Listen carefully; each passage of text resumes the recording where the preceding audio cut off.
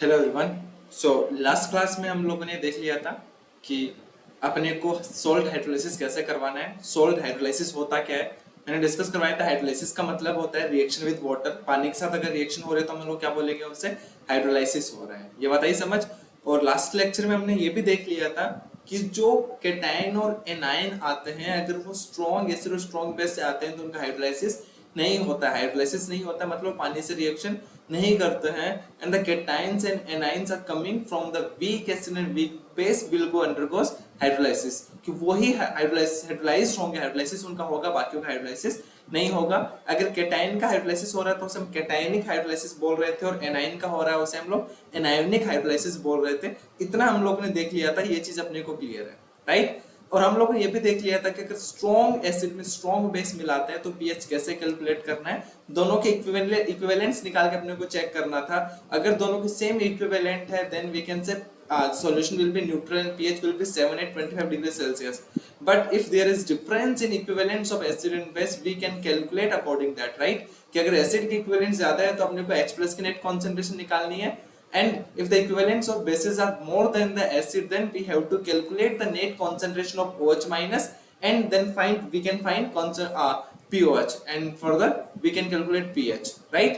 So next जो हमारे पास में कैटेगरी वो है salt of weak acid and strong base. अगर हमारे पास में एक सोल्ट है जो week acid and strong base से मिलकर बना है, राइट। इसके मैं कुछ एग्जांपल्स देता हूँ, उसके बाद मैं आपको ये भी बताऊंगा कि ऐसे अगर डायरेक्टली समझ नहीं है तो कैसे पहचानना होता है। फॉर एग्जांपल कि अगर हमारे पास में एग्जांपल है CH3COONA, कि मान लो आपके पास में एग्जांपल है NaCN, हमारे पास में एग्जांपल है, right, just for example Na2, like we have another example, like कोई भी ऐसे एग्जांपल जो week acid and strong base से मिलके बना हो, जैसे KCN हो गया, हमारे पास में एक एग्जांपल हो गया, राइट। CH3COOK हो गया, फॉर्मिक एसिड के केस में HCOOK हो गया, राइट, या फिर HCOONA हो गया। ये सारे वो एग्जांपल्स हैं जो सॉल्ट है हमारे पास में किसका, week acid and strong base का, राइट। अब तक ये समझ में आ गया होगा कि कैसे पहचान, लेकिन फिर भी मैं अगेन दोबारा बता रहा हूँ कि अगर कोई सॉल्ट दे रखा हो और उसे पहचानना हो कि वीक एसिड स्ट्रॉन्ग बेस किससे मिलकर बना है तो कैसे पहचानोगे। मान लो हमारे पास में एक एग्जांपल है CH3COOK, ये हमारे पास एक एग्जांपल है, अपने को ये पता नहीं चल रहा है कि सॉल्ट किससे मिलकर बना है, तो इसको कैटायन और एनायन में ब्रेक कर दो। ये कैटायन एनायन में ब्रेक करना बहुत इजी है। ये हर एक को समझ में आ गया होगा कि सर ये CH3COO माइनस एनायन से मिलकर बना है और साथ में K प्लस कैटायन से मिलकर बना है, राइट। अगर कैटायन एनायन समझ में आ गया तो फिर एक काम करो, पानी H प्लस OH माइनस में ब्रेक करके एनायन को H प्लस दे दो और कैटायन को OH माइनस दे दो। फिर देखो फर्दर क्या बनता है। ये क्या बनेगा बताओ, ये बन जाएगा अपना CH3COOH, और ये क्या बन जाएगा, KOH बन जाएगा। अब इसे देख के डायरेक्टली समझ में आ गया होगा कि सर CH3COOH क्या है, वीक एसिड है, और सर KOH क्या निकल के आ रहा है, स्ट्रॉन्ग बेस। तो इनसे जो सॉल्ट मिलके बना है वो किससे मिला है, वो मिलके बना हुआ है हमारे पास में week acid and strong base, right. चलो इसकी पीएच अपने को निकालना है। अब देखो वीक एसिड से मिलके बना है तो अपने को वीक एसिड से के की वैल्यू दे रखी होगी, और अपने को CH3COOH सॉल्ट है उसकी कॉन्सेंट्रेशन दे रखी होगी। इसका एग्जाम्पल कुछ भी हो सकता है, लेकिन मैं एग्जाम्पल ये लेके चल रहा हूँ CH3COONA, हमारे पास सॉल्ट है जिसमें CH3COOH का K दे रखा है और इसकी कॉन्सेंट्रेशन C दे रखी है, और and we have to calculate the pH of CH3COONA aqueous solution. ये सॉल्ट दे रखा है, राइट। तो सबसे पहले देख के समझ में आ गया कि सर ये सॉल्ट है, इसमें कोई डाउट नहीं है, मैं समझ में आ गया। लेकिन ना pH कैसे कैलकुलेट करोगे, ध्यान से देखो। तो सबसे पहले देखो अपने को सॉल्ट जैसे दिमाग में आए सॉल्ट है तो आपके दिमाग में सबसे पहले तो ये आना चाहिए कि sir it will dissociate completely into their ions because we consider all salts are strong electrolyte. तो ये मैं ऐसा बोल सकता हूँ कि अल्फा की वैल्यू 1 रहेगी, कंप्लीटली ब्रेक हो जाएगा किसमें, CH3COO minus aqueous plus Na plus aqueous, हाँ या ना, ब्रेक हो जाएगा। अब अगर मान लो कि मैं H2O से रिएक्शन करवाता हूँ, H2O से रिएक्शन करता हूँ, हाइड्रोलाइज करवाता हूँ, तो इसका हाइड्रोलाइसिस हो जाएगा क्या, डेफिनेटली हमने देखा था। क्योंकि हाइड्रोलाइसिस कैसे हो जाएगा, क्योंकि सर जो एनाइन आ रहे हैं वीक एसिड से आ रहा है, और अगर मैं Na प्लस इसका हाइड्रोलाइसिस कराऊं तो आप क्या बोलोगे, नहीं सर फॉर श्योर इसका हाइड्रोलाइसिस नहीं होगा। क्यों? क्योंकि Na+ is coming from the strong base that is like NaOH and anything else, but Na+ strong base से आ रहा है तो डेफिनेटली मैं बोल सकता हूं कि इसका हाइड्रोलाइसिस नहीं होगा, CH3COO- हाइड्रोलाइज हो जाएगा। हाइड्रोलाइज हो जाएगा तो इक्वेशन क्या लिखोगे बताओ जरा। इक्वेशन तो हमें बहुत इजी है, हम लोगों ने लास्ट क्लास में देखा था कि CH3COO- प्लस H2O, इससे क्या बना देगा बताओ, CH3COOH प्लस OH-, ये बन गया क्या? क्या इसमें किसी को भी दिक्कत? ये तो बहुत बेसिक है, आई थिंक यहाँ तक किसी को दिक्कत नहीं आई होगी, राइट। चलो अगर यहाँ तक दिक्कत नहीं आई तो फिर ध्यान से देखो कि मान लो इसकी कॉन्सेंट्रेशन अपने को C दे रखी है तो CH3COO- की कॉन्सेंट्रेशन भी C हो जाएगी क्या? तो देखो T = 0 पे मान लो इसकी कॉन्सेंट्रेशन C है, और जो मैं अब यहाँ पे जैसे हम C- C करते थे वैसे हम लोग, मैं यहाँ पे एक नया टर्म आता है C- CH। अब H क्या बताता हूँ कि मान लो T इक्विलिब्रियम पे C- CH हाइड्रोलाइज्ड हुआ होगा तो CH3COO का कितना बना होगा CH, और इसका कितना बना होगा CH बना होगा, राइट। आई थिंक इसमें किसी को भी दिक्कत नहीं रही होगी, तो बहुत बेसिक है, यहाँ तक चीजें क्लियर हो गई होंगी, करेक्ट है। चलो अब H क्या, ध्यान से देखना, यहाँ से H जैसे वो अल्फा तक डिग्री ऑफ डिसोसिएशन था, ये बन जाता है H बन जाता है degree of hydrolysis, degree of hydrolysis. और H को कैसे डिफाइन करेंगे बताओ जरा। अल्फा की डिग्री ऑफ डिसोसिएशन कैसे डिफाइन था? Dissociated moles concentration partial pressure divide by initial moles concentration partial pressure. तो सेम H को डिफाइन कर सकते हैं कि मैं ऐसा बोल सकता हूं कि डिसोसिएटेड, या फिर इसके लिए सही वर्ड रहेगा हाइड्रोलाइज्ड कंसंट्रेशन, या फिर मोल्स अपॉन इनिशियल कंसंट्रेशन, या फिर मोल्स, ऐसे मैं इसे डिफाइन कर सकता हूं। अगर ऐसे डिफाइन कर सकता हूं, और मैंने बताया था कि जो ऊपर वाली रिएक्शन है उसके लिए K नहीं लिखेंगे, इस बार डिसोसिएशन कांस्टेंट क्या होगा KH, और KH को क्या बोलेंगे हाइड्रोलाइज्ड कांस्टेंट, हाइड्रोलाइसिस कांस्टेंट, और H क्या है degree of hydrolysis. Same concentration C थी, मान लो इसमें से CH हाइड्रोलाइज हो गया तो C- CH बचा, CH3COOH का CH बना, OH- का CH बना। अब मान लो मैं अगेन KH का एक्सप्रेशन लिखना चाहूं, और KH की वैल्यू पता भी है अपने को, KH की वैल्यू क्या लिखोगे बताओ जरा। लास्ट क्लास में हमने देखा था क्या, KH की वैल्यू निकालना था। KH को क्या लिख सकता हूं मैं, ध्यान से देखो, KW/K लिख सकता हूं क्या? ध्यान रखना, मैं अगेन बता रहा हूं, ये लिखना बहुत इंपॉर्टेंट है, लिखना आना चाहिए। KH लिखना हो, KH = KW/K। तो देखो KH KW अपॉन समथिंग आएगा, अपॉन क्या आएगा ध्यान रखना, यहाँ पे जो भी लगा है, यहाँ पे इस वाले साइड में जो भी बना है उसका डिसोसिएशन कांस्टेंट आएगा। अगर एसिड है तो K आ जाएगा, बेस होगा तो K भी आ जाएगा। ध्यान रखना इस साइड में जो लगा हुआ है, मतलब OH के बगल में है, फिर जो राइट साइड में बन रहा है उसके अपने को ध्यान रखना है। तो KH को क्या लिख सकता हूँ KW/K। कहाँ से आया, लास्ट क्लास में मैंने बताया था, राइट। लास्ट क्लास मैंने डिस्कस कर लिया था कि KH को KW/K कैसे लिख सकते हैं। तो ये देखो हमारे पास में आ गया। KH का एक्सप्रेशन क्या लिखोगे बताओ जरा। KH का एक्सप्रेशन क्या आएगा, CH इंटू CH/C1 - H, ये आ गया क्या। और देखो ध्यान से ये क्या बन गया, KH = CH²/1 - H। अब क्या कर सकता हूं मैं, अब ये क्वाड्रेटिक कैसे सॉल्व कर सकता हूं, H की वैल्यू निकाल सकता हूं। H की वैल्यू निकलते क्या मेरे पास में OH- की कॉन्सेंट्रेशन आ जाएगी, OH- की कॉन्सेंट्रेशन आएगी तो POH निकाल सकता हूं, राइट। लेकिन ध्यान रखना ये हमारा टास्क नहीं है, अब हमारा सबसे इंपॉर्टेंट टास्क है जब अप्रोक्सीमेशंस लगते हैं, क्योंकि अप्रोक्सीमेशंस लगना सबसे इंपॉर्टेंट है, और यही सवाल इस चैप्टर का, पूरे चैप्टर का टाइप मकसद रहता है कि अप्रोक्सीमेशन कैसे हम सीख पाए, राइट। अब अप्रोक्सीमेशंस में ये लेके चल रहा हूं, ध्यान देखना कि मेरा अप्रोक्सीमेशन ये है कि अगर मैं मान लूं कि भाई हाइड्रोलाइसिस डेफिनेटली बहुत कम होना है, मैं ऐसा मान लूं कि 1 - H को अप्रोक्सीमेटली 1 मान लूं। मेरा अप्रोक्सीमेशन क्या है, हाइड्रोलाइसिस बहुत कम हो रहा होगा, 1 - H की वैल्यू हमेशा से 1 से कम मान लूं, मतलब H < 0.1 होना चाहिए, राइट। तो उस केस में बताओ KH क्या बन जाएगा, KH = CH² बन जाएगा क्या, राइट, क्योंकि 1 - H को तो 1 बोल दूंगा, और यहाँ से H की वैल्यू क्या आ जाएगी, H = √KH/C, H = √KH/C आ गया। और बताओ यहाँ से OH- की कॉन्सेंट्रेशन क्या आएगी बताओ जरा। OH- की कॉन्सेंट्रेशन क्या थी यहाँ पे, CH थी क्या, चलो वैल्यू रखो, C × KH क्या था, H क्या था, √KH/C।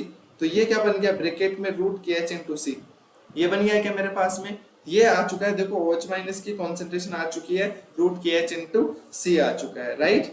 अब ध्यान से देखना कि भाई अपने को वैल्यू KH की वैल्यू नहीं देके रखेगा एग्जाम में, हमेशा ध्यान रखना, हमेशा अपने को KH की वैल्यू नहीं देके रखेगा, वैल्यू देके रखेगा अपने को Ka की। हमें एक चीज पता है कि अभी हमने देखा था KH = क्या होता है, KW/K होता है क्या, चलो ये चीज यहाँ रिप्लेस कर देते हैं। तो बताओ जरा, मेरे पास में कॉन्सेंट्रेशन ऑफ OH माइनस कितना बन गया, रूट के एच को लिख दो KW अपॉन के और इंटू सी, ये बन गया क्या। और ये देखो OH माइनस की कॉन्सेंट्रेशन आ चुकी है। अब पीओएच निकालना बहुत इजी है।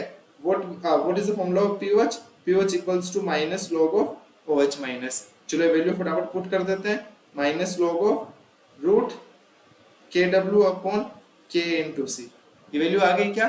चलो अब ध्यान से देखो, ये नेक्स्ट क्या आ जाएगा हमारे पास में, पीओएच इक्वल्स टू -1/2, या फिर एक काम करते हैं 1/, -1/2 रख लेते हैं। और अब आगे क्या बनेगा बताओ जरा, -1/2, तो ये क्या मैं ऐसा लिख सकता हूं क्या, log KW plus log C minus log KA, क्या ऐसा लिख सकता हूं मैं। चलो अगर ऐसे मैंने ऐसे लिखा तो ध्यान से देखो क्या बन के आ गया मेरे पास में, पीओएच इक्वल्स टू माइनस, देखो मैं क्या कर रहा हूं 1/2 रखा, माइनस log KW क्या बन गया, PKW। अब देखो ये माइनस log K ऑलरेडी, ये PK बनेगा, PK माइनस लगते ही क्या हो गया, माइनस PK और माइनस log C, ये बन गया क्या मेरे पास में। और देखो क्या ये पीओएच क्या आ गया, pOH equals to half of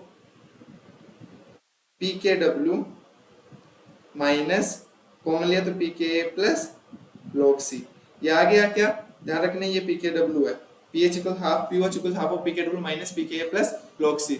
और ध्यान से देखो अगर मैं pH की बात करूं तो pH क्या आ जाएगा, pH equals to PKW minus pOH, यही होगा क्या। चलो फटाफट ये वैल्यू हम लोग यहाँ पुट कर देते हैं, तो pH equals to PKW minus 1/2 PKW minus PKA plus log C। और देखो जैसे मैं इसे सॉल्व करता हूं तो क्या मेरे पास में pH का फॉर्मूला आ गया, क्या pH का फॉर्मूला क्या आ गया मेरे पास बताओ, half of PKW plus PKA plus log C, ये मेरे पास में pH का फॉर्मूला आ गया। और pH का फॉर्मूला किस लिए है, ध्यान रखना ये किसके लिए है, ये है मेरे पास में salt of weak acid and strong base. अब देखो इसको ऐसे आप याद रख सकते हो, और मे बी ये बहुत ज्यादा हेल्पफुल रहेगा आपके लिए। कैसे, क्या आप इसको ऐसे याद रख सकते हो, PKW क्या होता है 14 होता है 25 डिग्री सेल्सियस पे, तो 1/2 हाफ हो जाएगा क्या। क्या मैं इसको ऐसा लिख सकता हूँ क्या, pH equals to 7 plus half of PKA plus log C, ये याद रखना। देखो इजी कैसे हो जाएगा, क्योंकि जैसे ही मैं आपको strong acid and weak base के एग्जांपल्स दूंगा तब ये चीजें जल्दी आसानी से रिलेट कर पाओ। कैसे, देखो pH क्या है यहाँ पे 7 plus half of PKA plus log C, definitely ये वैल्यू 7 से ज्यादा ही होनी है, ये वैल्यू जो आ रही है 7 से ज्यादा होनी चाहिए। और ये समझ में भी आना चाहिए कैसे, कि जो हमारे पास में जो ये सोल्ट है ना, ये है weak acid plus strong base. Salt किसका है, week acid and strong base का है, तो pH डेफिनेटली 7 से ज्यादा ही आनी है। तो pH 7 से ज्यादा आनी है तो हम लोग ऐसे याद रख सकते हैं कि 7 pH equals to 7 plus half of PKA plus log C। और ऐसा भी बोल सकते हो कि PKA क्यों आया, क्योंकि सर वीक एसिड होता है, वीक वाले केस का हाइड्रोलाइसिस होगा, तो वीक वाले के लिए अपने को K वगैरह की वैल्यू दे रखी होगी। तो pH हमारे पास में आ गई 7 plus half of PKA plus log C, ये बात आई समझ। ध्यान ये रखना है कि जो एक C है कॉन्सेंट्रेशन है, ये कॉन्सेंट्रेशन किसकी है, मैंने अगेन ये एग्जैक्ट सॉल्ट की कॉन्सेंट्रेशन यहाँ पे इक्वल आ रही है, लेकिन ये हमने कॉन्सेंट्रेशन किसके लिए, एनाइन के कॉन्सेंट्रेशन है, क्योंकि वो हाइड्रोलाइज्ड हुआ है। तो ये C है, ये एनाइन की कॉन्सेंट्रेशन ध्यान रखना, ना कि सॉल्ट की। बहुत सारे लोग सॉल्ट की कॉन्सेंट्रेशन याद रख लेते हैं और बाकी दिक्कत में आ जाते हैं। क्यों दिक्कत में क्यों आ जाते हैं, कि मान लो अगर आपको एग्जाम्पल ऐसा दिया होता कि फॉर एग्जाम्पल आपके पास में एग्जाम्पल ये होता CaCH3COO माइनस होल ट्वाइस, इसके कॉन्सेंट्रेशन C होती ना, तो आप देखोगे अगर इसकी कॉन्सेंट्रेशन अपने को C दे रखी होती ना, तो आप देखते हैं CH3COO माइनस की कॉन्सेंट्रेशन 2C हो जाती, कितनी कॉन्सेंट्रेशन हो जाती है 2C, और अपने को 2C से लेके सॉल्व करना पड़ता है, क्योंकि CH3COO माइनस हाइड्रोलाइज्ड होगा। तो ये बहुत इंपॉर्टेंट पॉइंट है, इस चीज का ध्यान रखना कि जो ये C है, ये हमारे पास जो इसमें आया है वो है concentration of anion, concentration of anion coming from weak acid, ये बात आई समझ। तो इस तरीके से pH कैलकुलेट कर सकते हैं। फॉर्मूला याद करेंगे, फॉर्मूला के साथ में जो प्रोसीजर मैंने बताया है, it's very important to learn the procedure also, right. then only we can solve the advanced problems very easily। तो ये बहुत इंपॉर्टेंट है कि अपने को ये चीजें समझ में आए, राइट। चलो नेक्स्ट, अगर हम लोग नेक्स्ट केस की बात करते हैं, अब जो हमारा केस है वो है अपने को कि salt of strong acid plus weak base. इस बार मान लो हमारे पास में सॉल्ट, स्ट्रॉन्ग एसिड का सॉल्ट और वीक बेस का सॉल्ट है। अब देखो बहुत इजीली चीजें समझ, देखो इजीली कैसे समझ सकते हैं कि इसकी पीएच 4 श्योर 7 से कम रहने वाली है, क्योंकि स्ट्रॉन्ग एसिड और वीक बेस है। स्ट्रॉन्ग एसिड है तो पीएच कम आनी चाहिए, और वीक बेस है स्ट्रॉन्ग एसिड तो एसिड का इफेक्ट ज्यादा रहेगा। Then definitely 7 at 25 degrees Celsius temperature, or we can say it will be lower than pKw by 2 at any temperature, irrespective of temperature. Definitely it will be less than pKw by 2. ये बात आती है समझ? चलो अब ये देख लेते हैं कि पहले पहचान में आना कि सॉल्ट स्ट्रॉन्ग एसिड और वीक बेस का बनेगा कैसे। देखो मैं एग्जांपल लेके चलता हूँ, मैं यहाँ पे दोबारा लिख देता हूँ कि अगर मैं स्ट्रॉन्ग एसिड्स की बात करूँ तो हमने देखा था 6 एसिड देखे थे क्या हम लोगों ने स्ट्रॉन्ग, जैसे HCl, HBr, HI, H2SO4, HNO3 and HClO4, ये मेरे पास में स्ट्रॉन्ग एसिड थे क्या। अब अगर मैं वीक बेस की बात करूं, वीक बेस तो मेरे पास में बहुत सारे थे क्या, NH4Cl बोल दो, या फिर मैं NH3 बोल दूं एक ही बात है, CH3NH2 बोल दूं एक ही बात है, C6H5NH2 बोल दूं, एनिलीन बोल दूं, सारे के सारे क्या थे मेरे पास में, वीक बेस थे। चलो इनसे सॉल्ट बना के देखते हैं कौन कौन से सॉल्ट बनते हैं, ये समझ में आ जाएगा। NH4Cl की जगह मुझे सिर्फ है ना, it will be NH4OH, NH4Cl नहीं होगा, राइट। अब चलो देखो एसिड बना के देखते हैं, मतलब सॉल्ट बना के देते हैं। मान लो HCl और NH4OH बना, तो सॉल्ट क्या बन जाएगा बताओ जरा। सॉल्ट बन सकता है NH4Cl। मान लो NH4 और H2SO4 मिला तो क्या बन जाएगा, NH4 का होल ट्वाइस SO4। मान लो NH3 और HI मिला तो क्या बन जाएगा, NH4I बन जाएगा। मान लो CH3NH2 एंड मतलब CH3NH2 एंड मान लो HCl मिला तो क्या बन जाएगा, CH3NH4Cl बन जाएगा क्या। ऐसे ही C6H5NH3Cl बन जाएगा। ये सारे एग्जांपल हैं सॉल्ट के। ये सॉल्ट किससे मिलके बने हैं बताओ, ये सॉल्ट है again strong acid and weak base के। ये बात आती है समझ। चलो इनकी pH कैलकुलेट करने की बात करते हैं। मैं एग्जांपल लेके चलता हूं NH4Cl का, वैसे कोई भी एग्जांपल हो सकता है। मैं NH4Cl का एग्जांपल लेके चलता हूं कि मान लो हमारे पास में NH4Cl है और इसकी कॉन्सेंट्रेशन अपने को C दे रखी है और अपने को Kb की वैल्यू दे रखी है। ये Kb की वैल्यू NH3 लिखा हो सकता है या फिर NH4OH लिखा हो सकता है। मैंने ऑलरेडी डिस्कस कर चुका हूं हम लोग कि NH3 NH4OH दोनों सेम चीज होती है, राइट। तो इसके लिए मान लो अपने को बेस डिसोसिएशन कांस्टेंट Kb दे रखा है। अब ध्यान से देखो सोल्व करने का प्रोसीजर क्या रहेगा। अपने को देखते ही आप बोलोगे सर ये तो मैं देखते समझ में आता है, सॉल्ट है तो सबसे पहले हम क्या कर देंगे, इसे डिसोसिएट कर देंगे। डिसोसिएट होके अपने कंप्लीटली अपना आयंसो ब्रेक हो जाएगा किसमें, NH4 plus and Cl minus, इसके कॉन्सेंट्रेशन भी C, इसके कॉन्सेंट्रेशन भी C। ये समझ में आता है। ये समझ में क्यों आता है, क्योंकि सॉल्ट है and we consider all salts are strong electrolyte. अब अगर मैं पानी की बात करूं तो NH4 प्लस का हाइड्रोलाइसिस डेफिनेटली हो जाएगा, क्योंकि NH4 plus is coming from weak part, right, weak base, तो ये जल्दी हाइड्रोलाइसिस हो जाएगा। लेकिन अगर मैं Cl माइनस की बात करूं H2O के साथ में, it will not go undergo hydrolysis because Cl minus is coming from strong acid and we know that anions and cations are coming from strong and weak, strong acids and strong base, then they will not undergo hydrolysis, उनका hydrolysis नहीं होगा। तो NH4 plus का hydrolysis अपने को पता है cationic hydrolysis होगा। पहले तो मुझे ये बताओ ये एनायनिक हाइड्रोलाइसिस होगा या कैटायनिक हाइड्रोलाइसिस होगा। ये देखते ही समझ में आता है कि sir it will be A cationic hydrolysis, क्योंकि कैटायन का हाइड्रोलाइसिस हो रहा होगा। ये बात आती है समझ। चलो कैटायन का हाइड्रोलाइसिस कैसे करोगे बताओ जरा मुझे। ये बहुत इजी है कि sir NH4 aqueous plus H2O, क्या बनाओगे इससे, सर ये बहुत इजी है, ये बन जाएगा NH4 OH aqueous plus H plus. ये बात आई समझ। चलो ये समझ में आई तो बताओ T इक्वल्स टू 0 पे इसकी कॉन्सेंट्रेशन C आई थी हमारे पास में। T equals to T equilibrium पे मान लेते हैं इसका डिग्री ऑफ हाइड्रोलाइसिस H है तो C माइनस CH, NH4OH बनेगा CH, ये बनेगा CH और ये इसके लिए KH लिखेंगे क्या, ये हाइड्रोलाइसिस कांस्टेंट KH आएगा। और बताओ KH का एक्सप्रेशन क्या रहा होगा। KH को क्या लिख सकता हूं मैं इस बार, KW/Kb आएगा। क्यों Kb किसका आएगा, ये बहुत इंपॉर्टेंट है। Kb आएगा NH4OH का, ये बहुत इंपॉर्टेंट, लिखना आएगा तो काम बन जाएगा। कैसे लिखेंगे ऑलरेडी लास्ट क्लास में हम लोग देख चुके हैं। NH4OH वाला इक्विलिब्रियम लिख लो, पानी वाला इक्विलिब्रियम लिख लो, दो बना लो तो KH क्या आ जाएगा, KW/Kb। अब अगेन सेम जो चीज हम लोगों ने जो week acid and strong base में करी थी, सेम चीज अपने को यहाँ पे करना है। KH क्या लिखोगे, KH equals to CH into CH upon C minus CH। Again approximations लेंगे। क्या अप्रोक्सीमेशंस लेंगे, ध्यान रखना कि तभी वैलिड अप्रोक्सीमेशन चलेगा। अप्रोक्सीमेशन क्या आएगा, 1 माइनस H को अप्रोक्सीमेटली 1 मान लिया। ये ध्यान रखना, अप्रोक्सीमेशन क्रॉस चेक करना पड़ेगा। जैसे ये वाला वीक बेस ऐसा कुछ एग्जांपल समझ में आ रहा होगा, क्रॉस चेक करने के बाद ही अपने को सॉल्व करना है। ये क्या आ जाएगा बताओ जरा, K H equals to C H square आ जाएगा, H equals to again root K H upon C. अगर अब मैं अगर एच प्लस की कॉन्सेंट्रेशन पूछूं तो अगेन क्या लिखोगे, सी एच, और ये क्या हो जाएगा root K H into C. और सेम टू सेम प्रोसीजर है कि अगर मैं के एच की वैल्यू रख दूंगा के डब्ल्यू अपॉन के बी, तो ये क्या बन जाएगा K W upon K B into सी।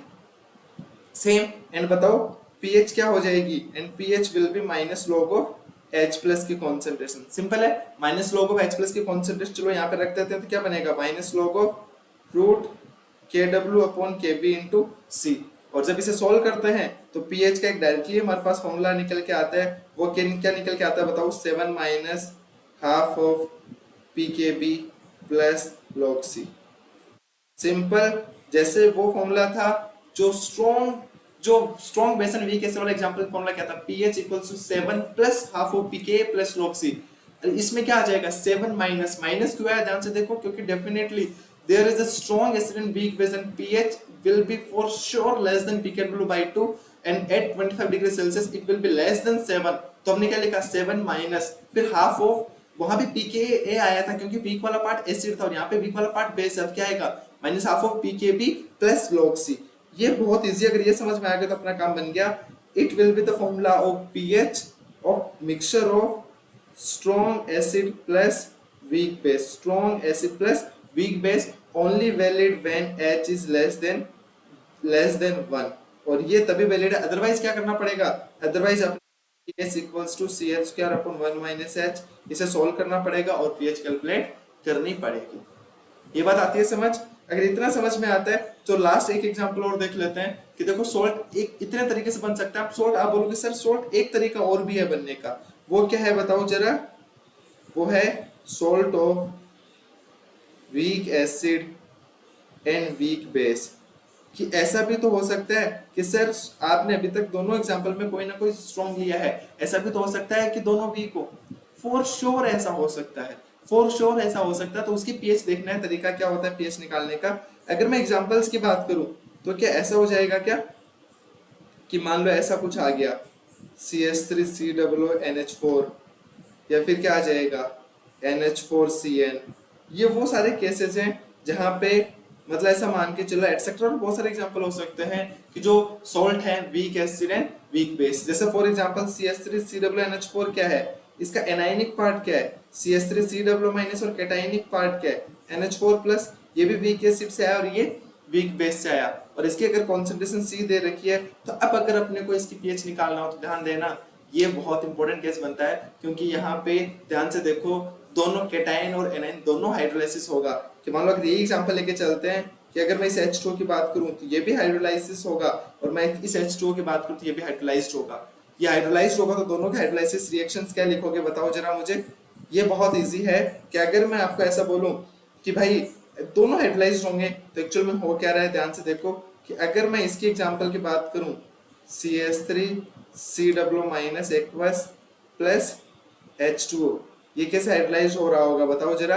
ये हाइड्रोलाइज हो रहा होगा CH3COOH प्लस OH-, और इसके लिए KH की वैल्यू क्या लिखोगे बताओ जरा, KW/Ka लिखोगे। Ka क्यों है, क्योंकि यहाँ पे एसिड है, ये एनाइन था। लाइक केटाइन की बात करूं तो डेफिनेटली आप बोलोगे सर NH4+ है, ये भी हाइड्रोलाइज हो रहा होगा, और हाइड्रोलाइज होके क्या और बना रहा होगा बताओ जरा NH4OH+ H+, और इसके लिए क्या लिखोगे KH इक्वल्स टू KW/Kb। ध्यान रखना ये है। और अगर मैं नेट हाइड्रोलाइसिस की रिएक्शन लिखूंगा ना, पहले वो देख लेना इंपॉर्टेंट है। वो हाइड्रोलाइसिस की इक्वेशन क्या आएगी बताओ जरा, CH3COO- plus NH4 plus H2O, और ये बना रहा होगा CH3COOH aqueous plus NH4 aqueous बना रहा होगा। ध्यान रखना ये बहुत इंपॉर्टेंट है, ये एक्चुअली नेट हाइड्रोलाइसिस है, और इसके लिए नेट हाइड्रोलाइसिस के लिए KH क्या लिखोगे वो बहुत ध्यान से देखना। एक्चुअल में ये है जो नेट हाइड्रोलाइसिस रिएक्शन हो रही है। अब ये रिएक्शन देखो कैसे बना सकता हूं मैं, एक तो ऊपर वाली दो रिएक्शन और एक इक्विलिब्रियम अपने को और पता है कौन सा, H+ aqueous plus OH- aqueous से H2O लिक्विड बन रहा होगा, और इसके लिए इक्विलिब्रियम कांस्टेंट क्या रहा होगा 1 अपॉन KW, क्योंकि KW क्या होता है H2 से H plus and OH minus, और H plus plus OH minus मिला के KW रिवर्स कर दूंगा तो 1 अपॉन KW हो जाएगा।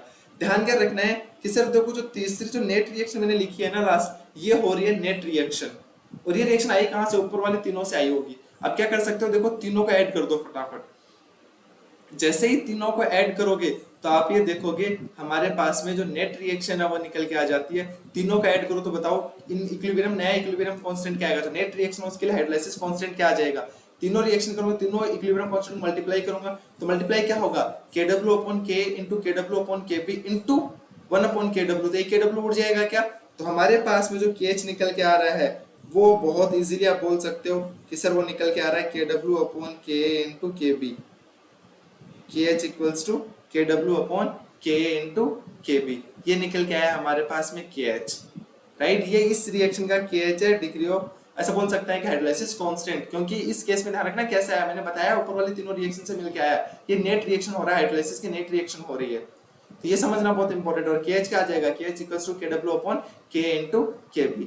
अब देखो pH कैसे निकालना है, अब बहुत इजी है इसके लिए pH निकालना। पहले मैं आपके लिए थोड़ा सा ये बता देता हूँ कि भाई देखो T इस इक्विलिब्रियम को दोबारा लिखता हूँ, फिर हम लोग pH निकालने का तरीका देखते हैं, बड़ा इंटरेस्टिंग सा तरीका है। देखो क्या रहा होगा, इक्वेशन दोबारा लिख देता हूँ, हाइड्रोलाइसिस की CH3COO माइनस एक्वस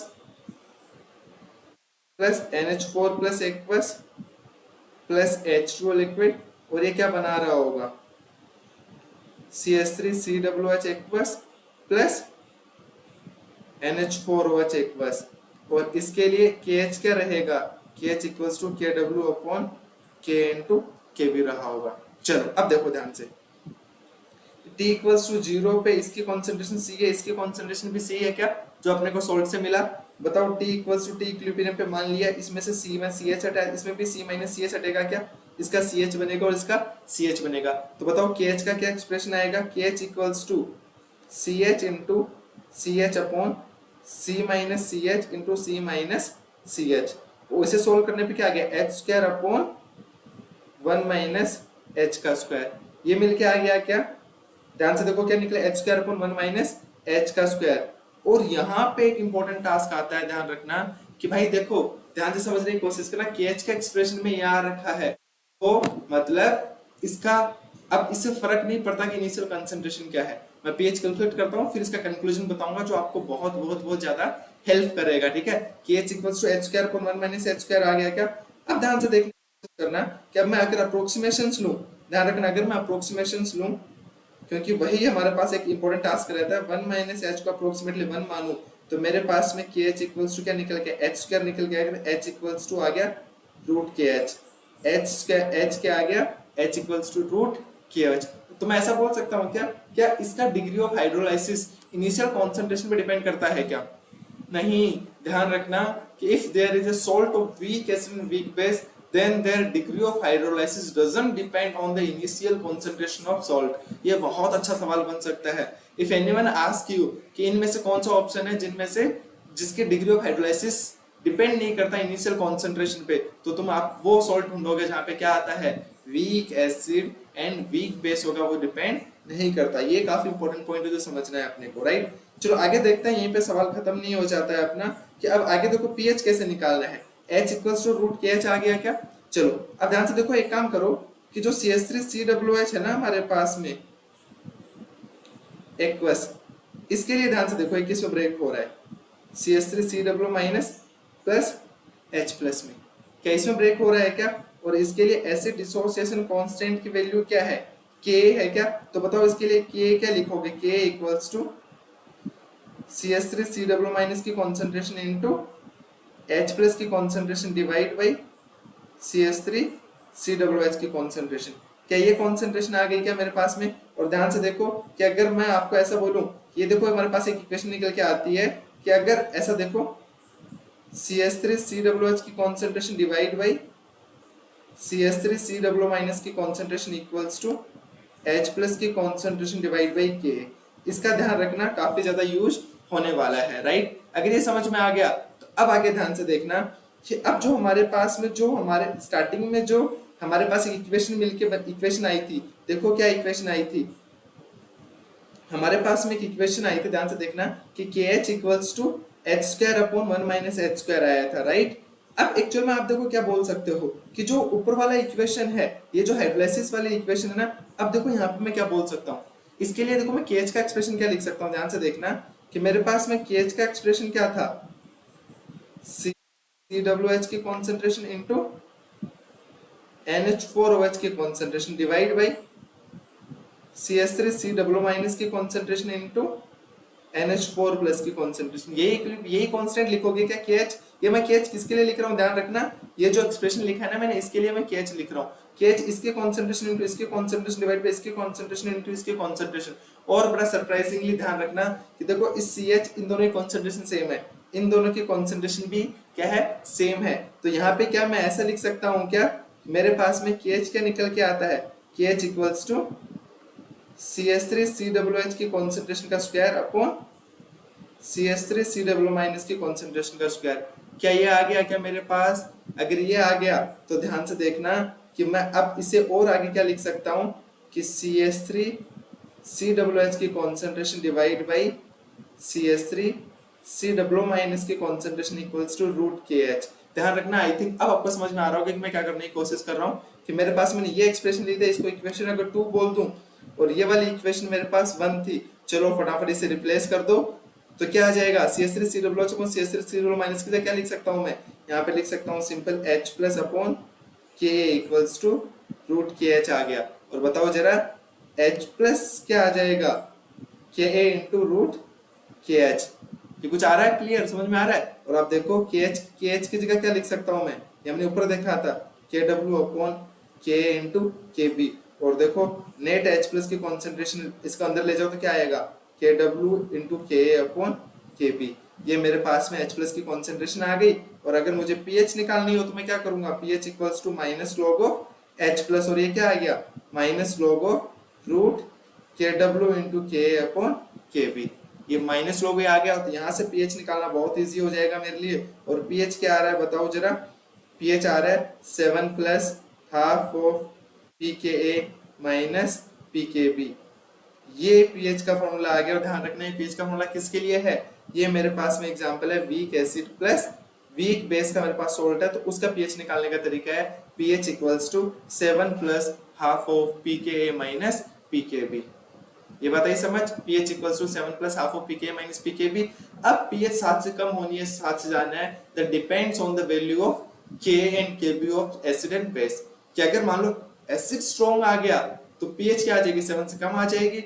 अगर बेस स्ट्रॉन्ग हुआ वीक उस एसिड के कंपैरिजन में तो pH 7 से ज्यादा आ जाएगी। लेकिन अपने को समझ में आना चाहिए pH equals to 7 plus half of pKa minus pKb formula किसके लिए हुआ, salt of weak acid and weak base. अब आई थिंक समझ में आ रहा होगा। समरी क्या है इसमें, अपने को देखना है कि इसमें कैटायन और एनायन दोनों का हाइड्रोलाइसिस होगा, राइट। अगर ये समझ में आ जाता है तो फिर मैं एक सवाल करवा रहा हूँ, सवाल के थ्रू सॉल्व करना स्टार्ट करते हैं, चीज जल्दी समझ पाओगे।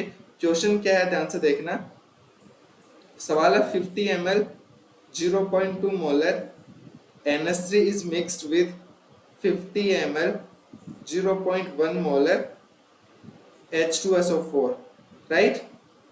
अब अपने को क्या करना है, find the pH of resulting solution, और अपने को pKb, right, pKb of NH4 plus equals to 9 दे रखा है, राइट।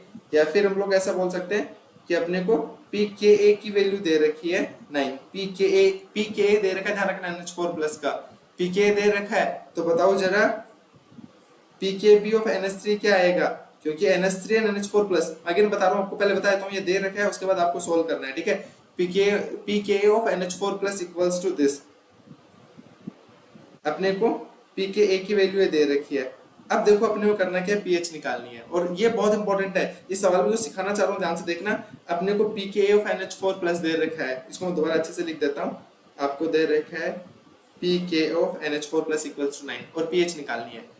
तो सबसे पहले तो ये देखो कि भाई ये सवाल क्या है। देखो जैसे ही चीजें समझ में आए, अगर ऐसा लगे कि एसिड बेस कहीं भी दिख जाए और अपने को कुछ समझ नहीं आए, तो आप ये दिमाग में लगाओ कि अपने को रिएक्शन लिखनी है। NH3 प्लस H2O4 रिएक्ट करेंगे, क्या रिएक्ट करके क्या बनाएंगे, ध्यान से देखो मेरे साथ। ये सवाल देखना, अच्छा सवाल है, पहले वीडियो पॉज करके खुद ट्राई करो, फिर नहीं होता तो फिर साथ में देखना कि सवाल क्या रहा होगा। बताओ NH3 प्लस H2SO4, ये मिलके क्या बना रहा होगा, क्योंकि देखो मैं एक इक्विलिब्रियम लगाने की जरूरत नहीं, क्योंकि एसिड बेस रिएक्शन कंप्लीटली हो जाती है। ये बना रहा होगा NH4+2 का होल, NH4 का होल पे SO4। तो एक्चुअल में ये रिएक्शन हो रही होगी 2NH3 + H2SO4 NH4 का होल पे SO4 रहा होगा, एक्चुअल में ये रिएक्शन है। अब ध्यान से देखना कि H2SO4 कितना दे रखा है अपने को। H2SO4 के अगर मैं मिलीमोल्स की बात करूं T = 0 पे, सबसे पहले NH3 के मिलीमोल्स की बात करते हैं, कितना हो जाएगा 50 × 0.2, मेरे पास में 10 मिलीमोल्स हो गए क्या। और H2SO4 की बात करूं तो कितने मिलीमोल्स है, 50 × 0.1 5 मिलीमोल्स है। अब अगर मैं T किसी जब रिएक्शन खत्म होगी तब की बात करूं, इसके 5 मिलीमोल्स खत्म हो जाएंगे, इसके 5 के साथ में इसका 10 रिएक्ट कर जाएगा, पूरा रिएक्ट कर जाएगा, और इसका कितना बनेगा, इसका बनेगा 5। तो मेरे पास में 5 मिलीमोल्स आ गए किसके, NH4 का होल ट्वाइस SO4 का, ध्यान रखना 5 मिलीमोल्स हैं। और टोटल वॉल्यूम की बात करूं V फाइनल, तो टोटल वॉल्यूम कितना आ जाएगा 50 + 50 ml = 100 ml मेरे पास में वॉल्यूम आ जाएगा। Is it clear. चलो तो अब सवाल क्या बच गया, अब सवाल ये नहीं है इन दोनों की रिएक्शन का, देखो एसिड बेस दे रखे थे, लेकिन सवाल ये बन गया कि अब अपने को पीएच निकालनी है किसकी, NH4 का होल ट्वाइस SO4 जिसका 5 मिलीमोल्स है। तो बताओ जरा, अगर मैं कॉन्सेंट्रेशन की बात करूं, मोलैरिटी क्या होता है, मिलीमोल्स अपॉन वॉल्यूम इन ml, तो भाई कॉन्सेंट्रेशन क्या आ जाएगी 5/100। ये दे रखा है 5 × 10⁻⁻² मोलर NH4 का होल ट्वाइस SO4 है, उसकी पीएच अपने को निकालनी है। अब अगेन देखना है, मैं बेसिक से सवाल सोल्व करवा रहा हूँ जिससे हर चीज समझ जाओगे।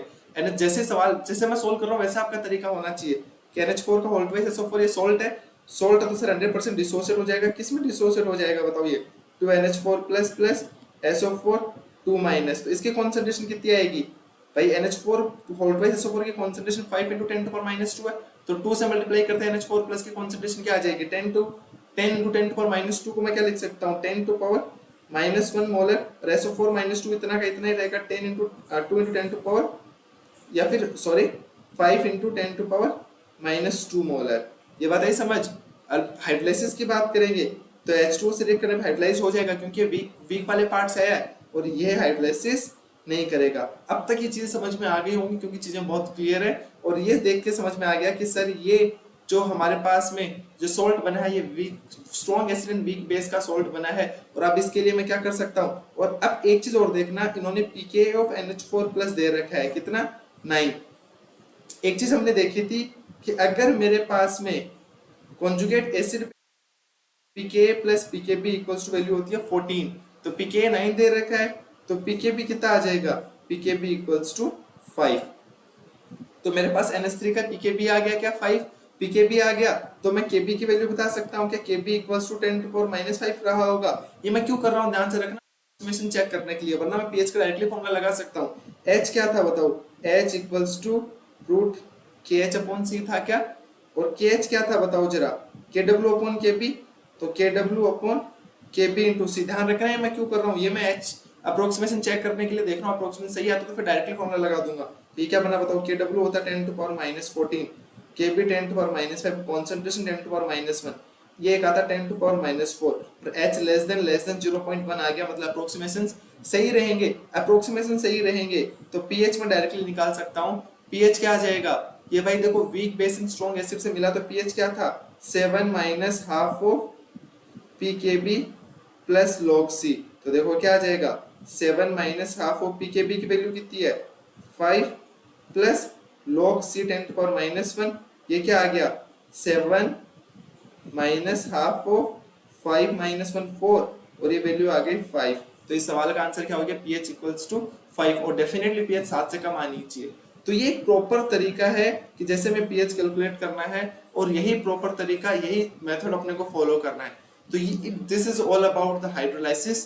अब हम लोगों ने सारे केस देख लिए हाइड्रोलाइसिस के, अब पॉलीएनाइन कैटायन एनायन का हाइड्रोलाइसिस बचा वो नेक्स्ट लेक्चर में देखते हैं। लेकिन आपको करना क्या है, लेक्चर कंप्लीट देखना है, उसके बाद क्वेश्चंस की प्रैक्टिस करनी है। अगेन कुछ डाउट आता है तो आप कमेंट बॉक्स में जाके डाउट पूछ सकते हो। डेफिनेटली ये थोड़ा सा लेंथी पड़ेगा क्योंकि मैंने सारे डेरिवेशंस खुद से किए हैं, सारे डेरिवेशंस आपको करके बताए हैं, तो मे भी पहले बार में समझ नहीं आए तो वीडियो पॉज करके वीडियो दोबारा देख सकते हो। फिर भी कोई डाउट रहे तो मेरे से कमेंट बॉक्स में पूछ सकते हो।